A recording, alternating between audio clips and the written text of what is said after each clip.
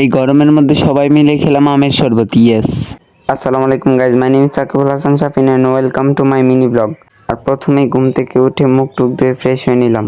আর আপনারা হয়তো থাম্বনেল দেখে অলরেডি বুঝেছেন যে আজকের ব্লগটা কি নিয়ে হতে যাচ্ছে। আজকে ভাবতেছিলাম যে কি বানিয়ে খাওয়া যায়। ডাল থেকে আম পেড়ে নিলাম, তারপর আমগুলোকে ভালো করে দিয়ে নিব। তারপরে আমার হাতে লাগানো মরিচ গাছ থেকে মরিচ পেড়ে নিলাম। তারপর এখানে আন্টি আম ছোলা শুরু করে দিল। তারপর আমগুলোকে ভালো করে কুচি কুচি করে কেটে নিল। আর এই যে গাছ গরমে আমার অবস্থা। তারপর আমগুলোকে ধোয়াধাই করে আমরা ব্লেন্ডার জগে দিয়ে নিব। তারপরে গাছের মরিচগুলোকে দিয়ে দেবো। তারপরে এখানে বরফ দিয়ে দেবো। তারপরে এখানে লবণ আর চিনি দিয়ে দেবো। তারপরে এখানে 1 গ্লাস পরিমাণে পানি দিয়ে দেবো। তারপর এখানে ব্লেন্ডার চালু করে ব্লেন্ড করে নেব। এখন আমাদের ব্লেন্ড করা শেষ, এখন আমরা উঠিয়ে নেব গ্লাসে। আর আমার এখন শরবত বানানো শেষ। আর গাইজ, আমি এখন শরবত খেতে থাকি। তোমরা এরকম আরো মিনি ব্লগদের জন্য সাবস্ক্রাইব করো আমার ইউটিউব চ্যানেল। বাই।